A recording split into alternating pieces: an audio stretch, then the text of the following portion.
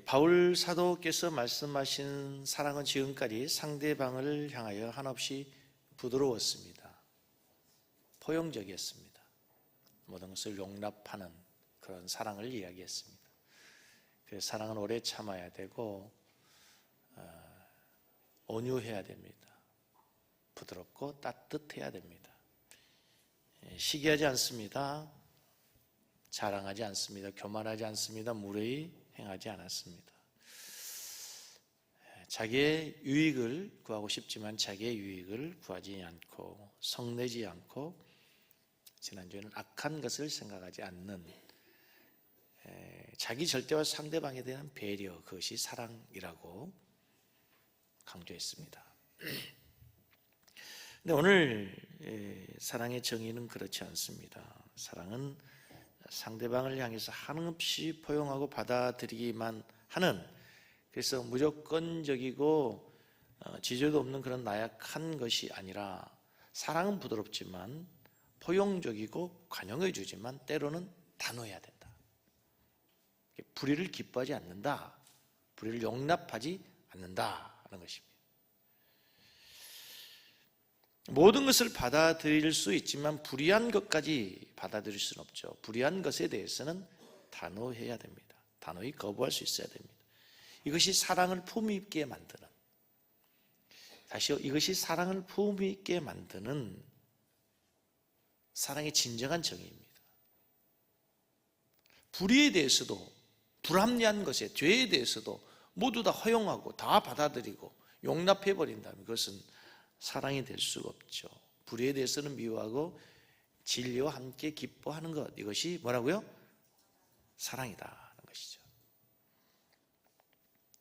여러분, 하나님은 사랑이시다라는 정의에 대해서 공의하시죠? 동의하시죠?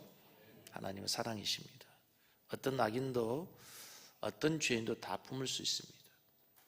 심지어는 현장에서 가늠한 여인이 잡혀왔을 때도 죄 없는 자가 돌로 치라 하면서 용서해 주셨습니다. 모든 사람들이 다 매국노로 멀리하고 상종해 주지 않는 세리들을 향해서도 친구가 되어 주셨습니다. 70번씩 7번이라도 우리에게 잘못했을지라도 용서하는 것이 사랑이다 가르쳐 주시고 몸소 실천해 주신 분이 사랑의 예수님이었습니다. 하나님의 사랑을 가장 잘 표현해 주시는 비유가 바로 탕자의 이야기죠. 아버지의 모든 재산을 가지고 나가서 세상에 나가서 창기들과 함께 허랑방탕하고 다 써버리고 돌아온 탕자를 기다려주시고 아무런 조건 없이 용납해 주시고 새 옷을 입혀주시고 가락지를 끼워주시고 잔치를 베풀어 주신 것이 하나님의 사랑이었습니다. 그러나 여러분, 하나님은 항상 모든 것에 대해서 허용적이지는 않는 공의의 하나님이라는 겁니다. 하나님의 공의와 거룩은 하나님의 속성 중에 대단히 중요합니다. 구약 성경을 보시면 하나님은 사랑의 하나님이지만 공의의 하나님이 늘 함께 가십니다. 구약에서 볼 수 있는 하나님의 대표적인 성품, 사랑과 공의, 이 두 모습을 가지고 있기 때문에 우리는 하나님 앞에 담대히 나갈 수 있어요. 죄를 지었음에도. 그러나 그 하나님 앞에 나갈 때 두려움과 있고 떨림이, 하나님 앞에 경외함으로 조심스럽게 나가야 돼요. 공의의 속성 때문에. 하나님은 사랑의 하나님이기 때문에 언제든지 나갈 수 있어요. 그러나 함부로 나가서는 안 돼요. 사사기를 보십시오. 사사기에 보면은 하나님의 징계가 자기 백성들에게, 사랑하는 이스라엘 백성들에게 하나님이 징계해 주십니다. 때로는 모압에게, 암몬에게, 블레셋에게, 미디안에게 재산을 빼앗깁니다. 몇십 년 동안 종살이합니다. 심지어 농사지었던 건 다 빼앗기고 그들이 두려워서 토굴에 살게 하십니다. 그런데 성경에서는 그것이 하나님이 뭐라는 거죠? 징계라는 거예요. 징계. 하나님이 그들을, 이스라엘 백성들 그들의 손에 붙였다고 표현을 해요. 하나님의 사랑에서 이스라엘 백성들을 노예살이하고 있는, 종살이하고 있는 그들을 광야 40년의 세월을 지나고 난 다음에 가나안 땅에 살게 하셨지 않습니까? 젖과 꿀이 흐르는 그 풍요로운 땅에 살게 하신 것은 하나님의 뭐예요? 사랑이에요, 사랑. 그런데 그 하나님의 사랑을 받은 이스라엘 백성들이 하나님의 사랑을 버립니다. 하나님의 사랑을 배신합니다. 우상을 숭배하고 이방의 풍습을 따라갑니다. 불의를 기뻐하지 않는 하나님께서 그들을 매를 들어 회초리를 치시는 거예요.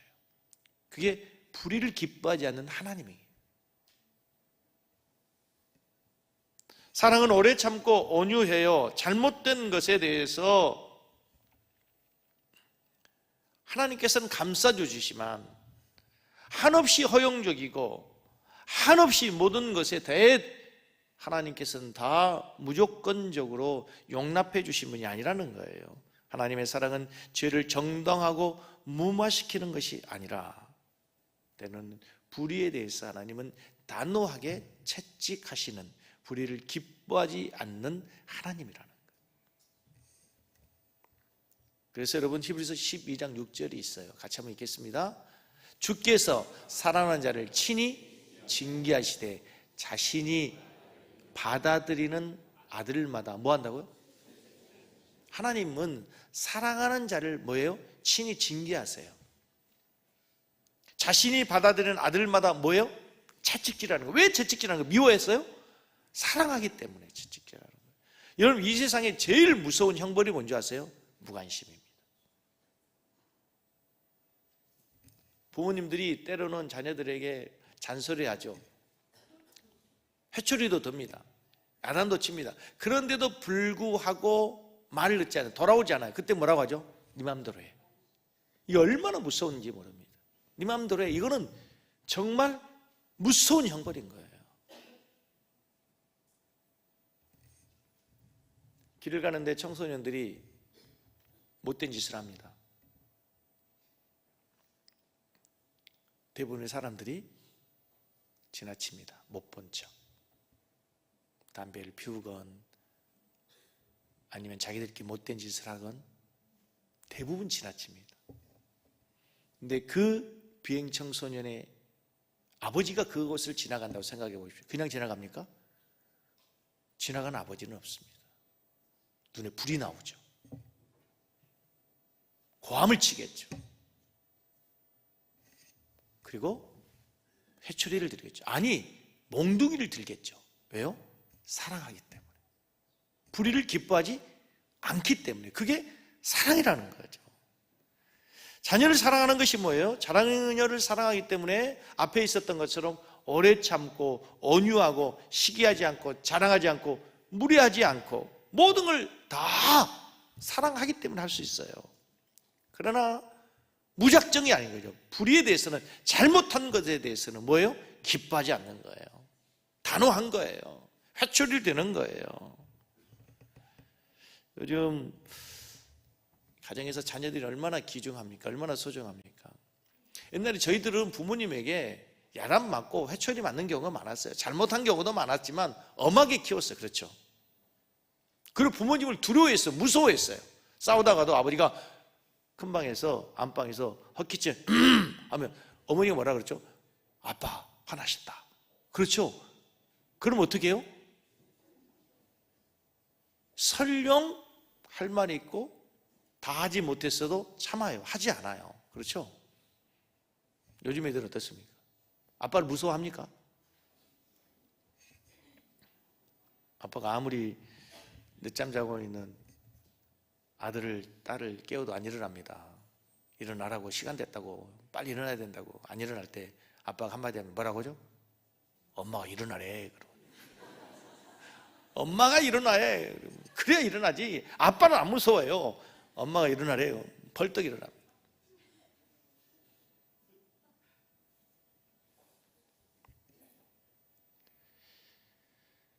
요즘 부모들이 자녀를 잘 통제하지 못합니다. 어떻게 해야 될지는 몰라요.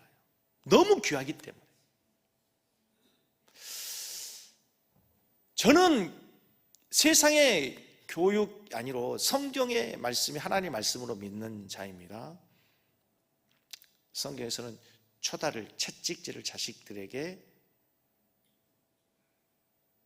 하라고 얘기합니다. 회초리를 드려야 된다고 생각하는 사람입니다. 감정을 섞어서 그냥 성질을 담아서 분풀이로 하는 게 아니라 잘못한 것에 대해서는 왜 잘못했는지를 깨닫도록 하기 위해서 저는 회초리가 필요하다고 믿습니다. 생각이 다를 수 있어요. 저는 성경의 말씀에 근거해 성경의 말씀이 지금도 변함이 없다고 생각하는 사람이에요. 글쎄요, 제가 제 손주를 낳으면 안 낳아서 모르겠지만 손주에게 회초리를 들을 수 있을지는 모르겠지만 저는 그 TV 프로 가운데 그 오은영 박사님 지난 금쪽 같은 내 새끼, 여러분 그거 좀 자주 보십시오. 참 좋은 프로 같아요. 많은 것을 깨닫습니다. 아이들의 문제는 근데 아이들의 문제도 있지만 진짜 대책 없는 아이들도 있어요. 그렇죠? 근데 대부분 그 대책 없는 아이가 왜 나온가 보면은 부모님의 문제가 반드시 있습니다. 아이를 대하는 태도, 아이가 처한 환경. 그래서 금쪽이를 고치는 그 처방전을 내리는 그 오은영 박사를 보면은 반드시 부모님이 고쳐야 될 처방전이 나와요. 그렇죠? 오은영 박사는 아이를 고치기 전에 부모를 고쳐요. 애완견 훈련사 강용욱 씨는 강아지를 고치기 전에 개 주인을 고칩니다. 잘 들으셔야 됩니다. 너무 허용적이거나 일관성이 없는 감정적 대응이나 부모의 어릴 적 환경에서 가지고 있는 아픔과 상처가 아이에게 전달돼서 금쪽이가 그렇게 되는 거예요. 눈여겨볼 수 있는 것은 하나는 아이들에게 너무 잘못에 대해서도 허용적이거나 불의에 대한 것에 대해서 훈계가 없어요. 그래서 잘못한 것을 모르는 거예요. 그것을 왜 하지 말아야 되는지 가르쳐 주지 않아요. 배우지 않아요. 잘못한 것에 대해서, 불의에 대해서 인식을 못하는 거죠. 사랑만 있지 공의가 없는 거죠. 오늘날 가정교육에서 자녀들을 너무 사랑합니다. 너무나 사랑하는 나머지 징계가 없는 거죠. 재지가 없습니다. 잘못한 것에 대해서 잘못했다고 바르게 가르치고 죄에 대해서 불의한 행동에 대해 단호한 조치가 없는 것 문제입니다. 여러분, 이 불의를 기뻐하지 않는 하나님의 공의의 성품이 결국 예수님을 십자가에 못 박기까지 하나님이 불의를 기뻐하지 않는 거예요. 심지어는 하나밖에 없는 독생자가 십자가에 매달려 죽으시면서 마지막 호소합니다. 엘리 엘리 라마 사박다니. 뭡니까? 하나님이 어찌 나를 버리십니까? 라고 해도 외면하는, 얼마나 불의에 대해서 하나님께서 기뻐하지 않으시면 그 순간 성자 하나님에서 성부 하나님 외면하시기까지 불의를 단호하게 거부하시는 거예요. 얼마나 우리가 다릅니까, 여러분? 얼마나 사랑이 무섭습니까? 사랑은 우리가 생각하는 것처럼 그렇게 감정적인 것만이 아니라는 것을 지금 제가 강조하고 있는 거예요.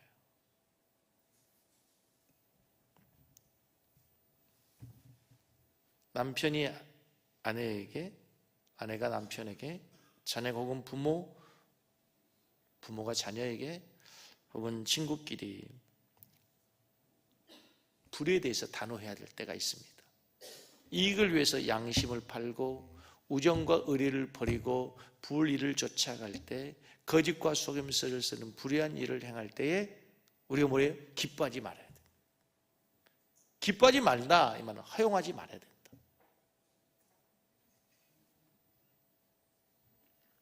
친구 간의 사랑도 마찬가지입니다.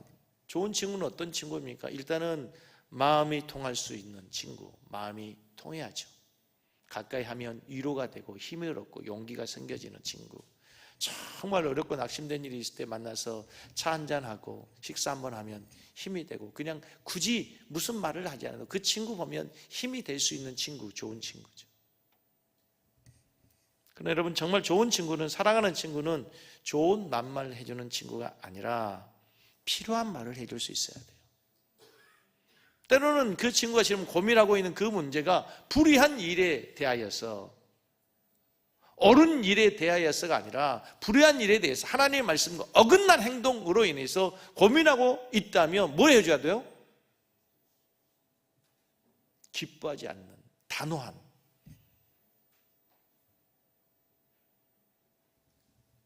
필요한 말을 해줘야 된다. 필요한 말을. 그래서 잘못할 때는 책망할 수도 있는 친구, 내가 어떤 억울한 상황에 처한다 할지라도 끝까지 나를 믿고 신뢰해 주지만 잘못에 대해서는 단호히 책망할 수 있는 친구, 그래서 앞에 가면 편안해지만 왠지 자신을 긴장하게 만드는 친구가 좋은 친구가 될 수 있다. 다윗과 요나단처럼 신앙 안에서 좋은 믿음의 동지를 만나는 것도 큰 축복. 요나단은 아버지의 불의에 대해서 허용적이지 않았어요. 그렇죠? 요나단은 아버지의 불의에 대해서 허용적이지 않았어요. 자, 여러분, 지금 바울 사도가 사랑은 불의를 기뻐하지 않는다 라고 하는 그 말씀 속에 염두에 두고 있는 것이 있습니다. 그것은 바로 교회에 대한 불의입니다. 불의를 기뻐하지 않는 교회. 여러분, 사람과의 관계에서뿐만 아니라 교회도 그렇습니다. 교회는 하나님의 사랑과 위로가 필요한 것이고 하나님의 사랑과 위로가 용서가 있어야 되지만, 그러나 교회는 또한 거룩한 것이 되어야 됩니다. 믿습니까? 사랑과 용서, 하나님의 은혜가 필요하지만 교회는 거룩한 것이 되어야 돼. 거룩이란 말은 죄가 없어야 돼요. 죄가 들어오고 불의가 개입되면 교회는 건강함이 깨집니다. 교회의 생명이 무너질 수 있다는 거예요. 그래서 교회는 불의에 대해서는 단호한 태도를 보여줘야 될 곳, 그것이 바로 교회인 줄로 믿습니다.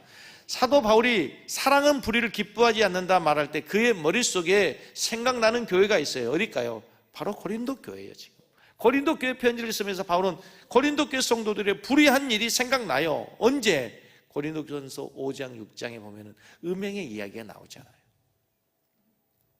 여러분 살폈지만 고린도 지역은 우상 숭배가 아주 심한 나라였어요. 심한 도시였어요.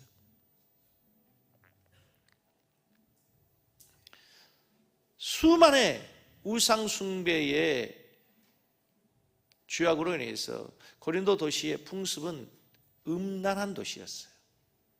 고린도 지역 사람 같아, 고린도 지역 사람 같아 라고 하는 말은 음란하단 말이에요. 음란하단 말.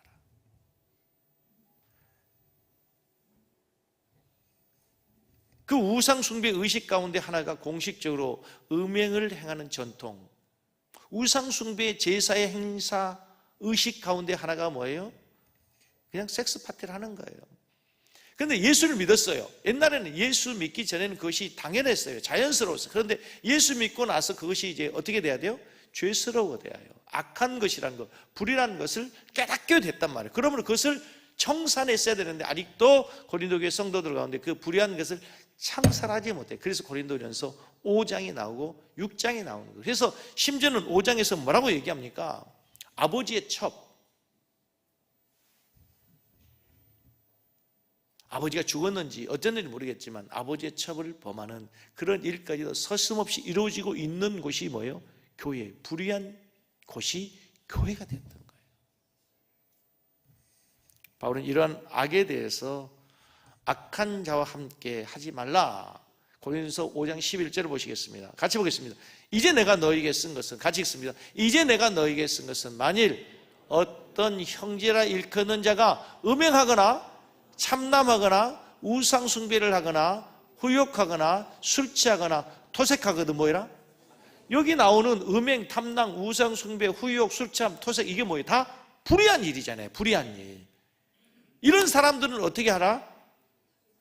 사귀지도 말고 그런 사람과는 함께 먹지도 말아라. 단호해라는 거죠. 기뻐하지 말라는 거예요. 용납해주지 말라는 거예요. 교회 안에 그것이 들어와서는 안 된다는 거죠. 다시 명령합니다. 5장 13절. 5장 13절 다시 봅니다. 이 악한 사람은 너희 중에서 뭐 해라? 내가 쫓아버려라. 얼마나 무섭습니까? 얼마나 무서워요. 사귀지 말고 심지어는 내어 쫓아버려라. 현대 교회, 우리 한국 교회가 세상으로부터 존경을 받던 시대가 있었어요. 와, 교회가 저런 일도 안 해? 박수 치던 시대가 있었단 말이에요. 그러나 세상 사람들로부터 지금 업신여기를 바라고 교회의 존경 지수가 너무 땅에 떨어졌어요. 이유가 뭘까요? 스스로 거룩함을 상실했기 때문입니다. 악행이나 불행에 대해서 단호함과 거룩함을 보여줘야 되는데 교회가 그것에 대해서 단호하지 못했어요. 거룩을 잃어버린 거예요. 불의에 대해서 단호하지 못하고 불의를 처리하는 데 대해서 실패한 거예요. 여러분, 교회가 거룩성을 상실하면, 불의가 교회에서 판을 치면 교회는 세상으로부터 조롱을 받습니다. 손가락질을 당합니다. 짓밟힘을 당한 거죠. 마태복음에서 여러분 잘 알고 있는 것처럼 5장 13절에 같이 보겠습니다. 너희는 세상의 소금이니 소금이 만일 그 맛을 잃으면 무엇으로 짜게 하리로. 후에는 아무 쓸데없어 다만 밖에 버리워 사람에게 밟힐 뿐이니라. 맛을 잃은 소금처럼 교회가 거룩을 상실하고 세상과 구별됨이 없어진다면 교인의 세상에 짓밟힘을 당할 거라.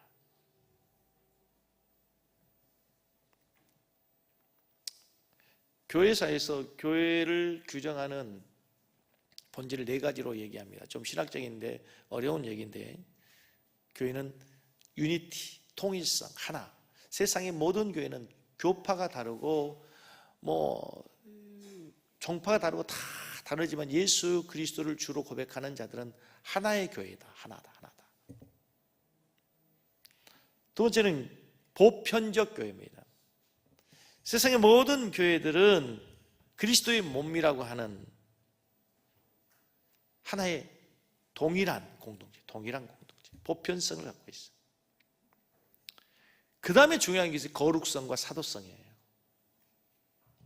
교회는 사도들의 가르침과 전통에 의해서 세워졌다. 그리고 교회는 거룩해야 된다는 거예요.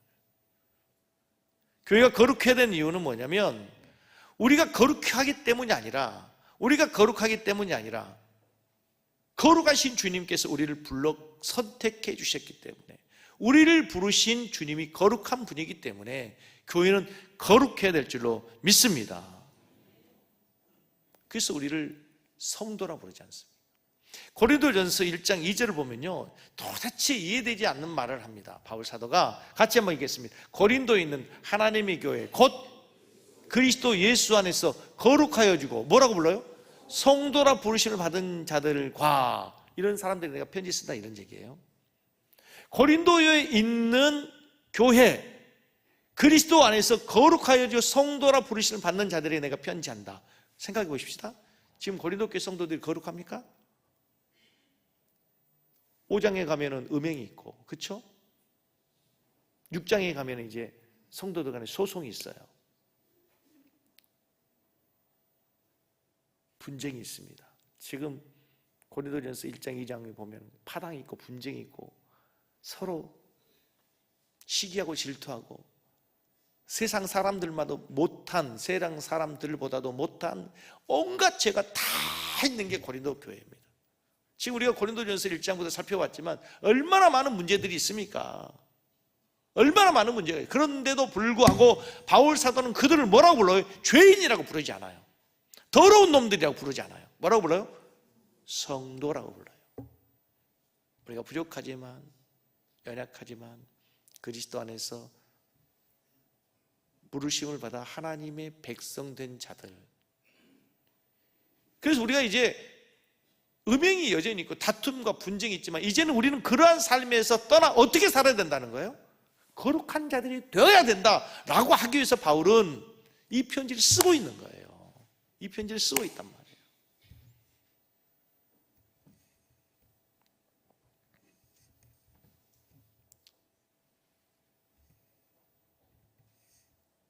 불의를 기뻐하지 않는 것, 그것이 교회라면, 교회를 우리가 생각할 때 사랑하고 용서가 있는 곳이어야 되지만 이제 불의를 범한 당사자가 회개하고 용서를 구한다면 70번씩 7번이라도 용서해야 될 것입니다. 그러나 여전히 그 죄를, 여전히 그 불의를 지속하고 있다면 교회는 그에 합당한 징계를 내려야 됩니다.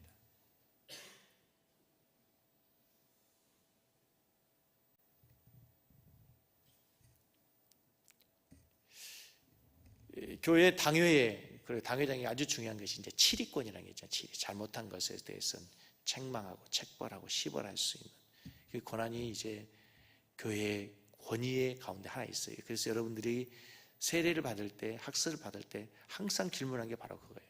교회 권위에 관할의 치리에 복종하겠느냐 물어보는 거예요. 여러분 이런 예화 아시죠? 조만식 장로님과 주기철 장로님의 이야기. 주기철 장로님은 조만식 장로님의 주기철 장로님이라 그랬어요? 주기철 목사님은 조만식 장로님의 오산학교 학생이었어요. 그리고 그 주기철 장로님을 당회장으로 모셔온 분이에요. 근데 주기철 목사님 어느 날 예배를 인도하는데 장로인 조만식 장로님 예배 늦었어요. 거기에 보면은 뭐 독립운동하다 뭐하다 막 이렇게 해서 뭐 여러 가지 얘기했죠. 아무튼 예배 시간 늦었어요. 예배를 인도하는 목사님이 갑자기 들어오시는 주기철 장로님을 부르는, 장로님! 앉지 마시고 서 계세요. 장로님이 무슨 일을 하다가 예배 시간이 늦고 본이 되를 장로님, 본이 되지 않으니 앉아서 예배 드리지 말고 서라고. 장로님이 거기 서서 예배 드리고 나서 성도들 앞에 나와서 회개에 사죄를 했어요. 제가 장로로서 본이 되어야 되는데 이렇게 예배 시간에 죄송합니다. 제가 우리 교회 우리 장로님, 우리 앞에 계신 황 장로님, 박 장로님, 우리 윤성욱 장로님, 고 장로님, 김동수 장로님, 윤여걸 장로님 예배 시간 늦었어요. 예배 시간 빠졌어요. 장로님 요 앞으로 나오세요. 앞으로 나와서 서 계세요. 서서 예배 드리세요. 장로님 본이 돼야 되는데 예배 늦다니, 예배에 빠지다니 서 계세요. 그럼 어떻게 될까요? 우리 장로님이 다 그 자리에서 서 계있다니요 목사님, 무릎을 꿇고 예배를 드려야 되죠. 무릎 꿇고 사죄하면서 예배를 드리겠습니다. 나는 그럴 줄 알고 믿습니다. 근데 요즘에 그럴 수 있는 장로님 몇 분이나 과연 될까? 불의를 기뻐하지 않고 죄에 대해서 단호하게, 잘못한 것에 대해 잘못했다고 지적할 때에 목사님 죄송합니다. 목사님 바른 가르침 주셔서 너무 감사합니다. 목사님 제가 소갈비 사드리겠습니다.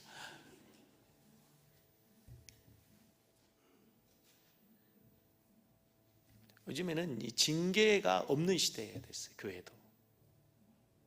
그래서 교회의 거룩성이 무너지고 있는 거예요. 얼마 전에 지난 겨울에 제주도에 가서 이 모슬포라고 하는 교회를 한번 간 적이 있어요. 제주도에 가면 모슬포 교회 한번 가보시면요, 그 이기풍 선교사님 아시죠? 그분이 가서 세운 교회 가운데 하는데 역사 자료가 얼마나 잘 되어 있는지 몰라요. 거기 보면 뭐 성경 필사했던 옛날에 풍금들, 당회록들 쫙 있는데 주보들 있고 그런데 그 가운데 하나가 당회로 보면은 당회의 치리의 기록이 있어요. 여기는 안 나와 있는데, 원래 그림을 한번 보여주고 그 다음에 보여주면 돼요. 금산교회 보면은요, 여러분 금산에 가면 기억자 교회라는 거 아시죠? 옛날에 여러분 우리나라 조윤영 국회의원, 조세영 국회의원인가? 그거 아시죠?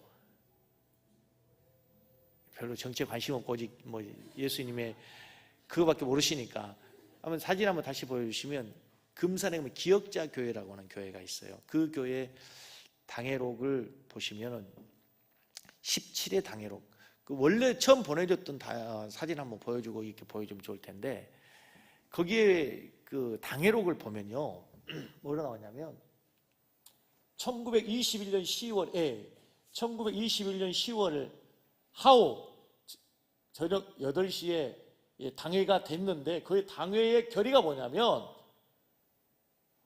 누구와 못 치는 가정불화에 관하여, 가정불화, 부부가 싸웠나 보지 뭐, 불화에 대하여서 뭐하고? 권면하고. 이것만 다시 보여줘 보세요. 이 부분만. 권면하고. 무슨 불효와 죄를 범함으로 뭐하고? 회개활동을 뭐하고? 성찬을 불창케 하고. 주의를 범함으로 뭐하고? 권면하고. 도박한 일로 뭐하고? 출교하고. 또 무엇도 하고? 귀신 공격, 우상 숭배했나 보지, 제사 지냈나 보지. 출교하고. 도박한 일로 뭐하고? 학습집. 옛날에는 그 도박을 그렇게 많이 했나요? 시골에서 농한기에 농사 지어놓고 고스톱 친 거지. 고스톱 친 거예요. 그걸로 인해서 뭐예요? 지금 징계 받는 거예요. 학습 제명하고. 신행을 심시키 위하여, 심사키 위하여 호출하기로 가결하다.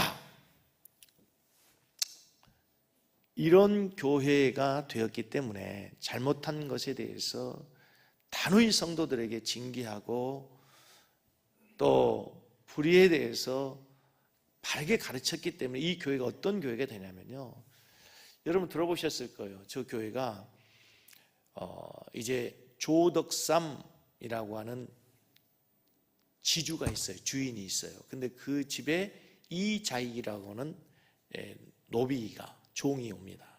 근데 같이 교회를 다니는데 장로 투표를 했는데 주인이 떨어지고 상정이 떨어지고 조덕삼이라고 하는 노비가 장로가 됩니다. 여러분 같으면 여러분이 주인이고 종이 장로가 됐어요. 여러분 떨어졌고 여러분 어떻게 했어요? 교회가 나를 뭘로 보고 교회를 옮기든지, 내가 교회 다시 진다, 교회를 다시 질 거예요 아마. 근데요, 이 조덕삼 집사가 장로가 됐어요. 근데 이 이자익 장로가 보니까 너무 훌륭해. 너무 리더십이 탁월해. 그래서 뭐예요? 신학교, 평양신학교에 보내. 평양신학교. 그래서 그분이 목사가 됩니다. 그리고 그 교회 담임 목사가 돼요. 그리고 우리 교단의 총회장 2번이 된 사람이 유일하게 노예였던 이자익이 2번의 총회장이 됩니다. 얼마나 대단합니까? 그렇기 때문에 저 위대한 교회가 되는 거예요. 오늘 설교가 좀 약간 길어지는데, 자, 이제 성도 간의 불의가 있어요. 성도 간에. 교회가 거룩게 된 성도 간에. 고린도서 6장 7절에 보면 성도 간의 소송으로 해서 불의가 있었어요. 6장 7절.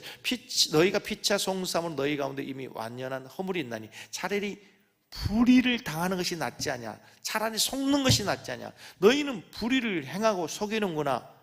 저는 너희 형제로다.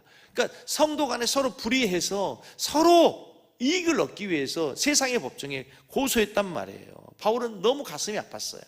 그래서 고린도전서 6장 2절 이렇게 얘기해요.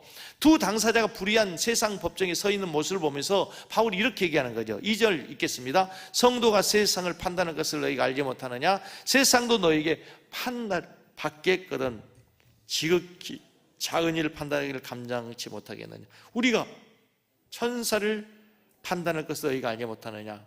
그러하거든 하물며 세상 일이라.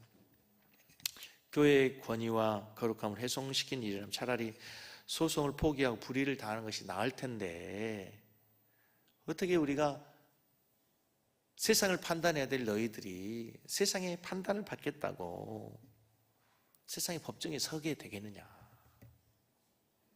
성도 간에 불의한 일이 있어서는 안 된다. 자, 이제 설교를 마무리해 가야 되는데요. 자, 그럼 우리가 이렇게 불의한 일, 서로 성도들이 불의한 일을 가지고 세상의 법정에 소송한 이유가 뭐예요? 욕심 때문에 그래요. 불의한 일의 대부분은 욕심 때문에요. 우리 안에 있는 욕심이 결국 불의를 행하게 해요. 더 많이 가지려 하는 욕심,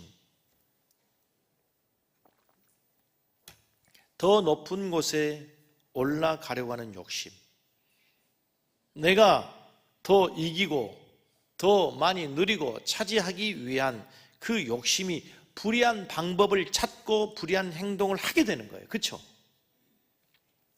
사랑은 불의를 행하는 것이 아니고 사랑은 불의를 기뻐하는 것이 아닌데도 불구하고 욕심 때문에 이렇게 올라가려고 해요.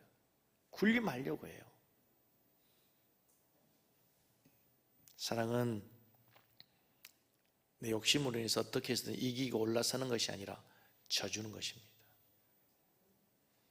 불의를 행하여서라도 이기는 것이 아니라 져주는 것입니다. 따라서 하십시다. 사랑은 져주는 것입니다. 자, 잘 들으세요. 지는 것과 져주는 것은 차이가 있습니다. 지는 것은 내가 힘이 없고 능력이 없기 때문에 지는 것이지만 그래서 분합니다. 원통합니다. 져주는 것은 이길 힘과 능력이 충분하지만 스스로 양보하는 것이기 때문에 상처가 되지 않습니다. 분노가 없습니다. 저도 오히려 그를 일어나게 해주었다는 그 사실로 인해 자부심과 긍지가 생깁니다. 기쁨이 있습니다. 이기기 위해서는 그래서 힘이 필요하지만 져주기 위해서는 사랑과 배려가 필요한 거예요.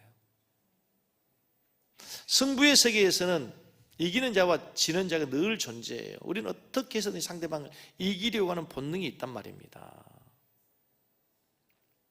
그러나 우리의 삶에는 여러분 결국 져주는 것이 이기는 경우가 있는 게 있어요.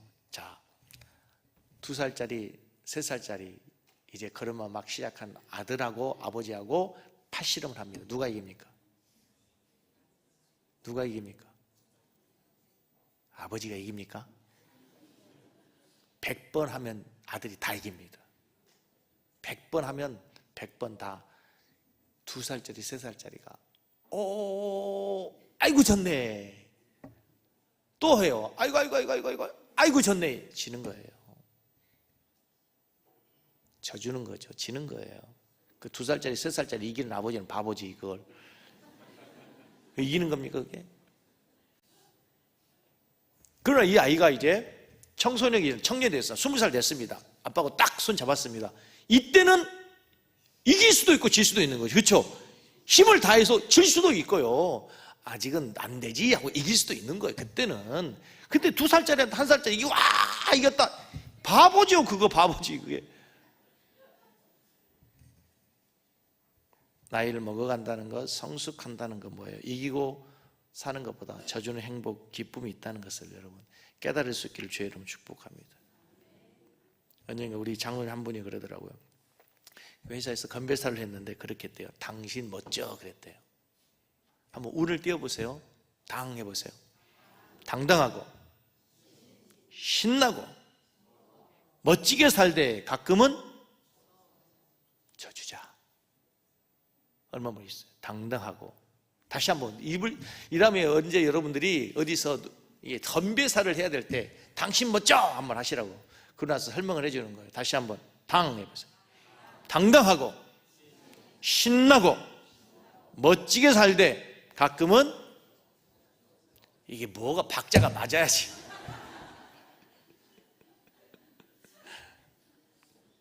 이기려고 하지 말고 회사에서 이기려고 하지 말고 져주자. 당신 멋져. 자, 좀 시간이 지났는데요. 마지막 결론 한 번 더 내릴게요. 불의한 삶을 사는 이유가 뭐냐면요. 나만의 삶을 사는 게 아니라 다른 사람의 삶을 살려고 하기 때문에 불의해요. 잘 생각해 보세요. 불의를 행하는 이유는요.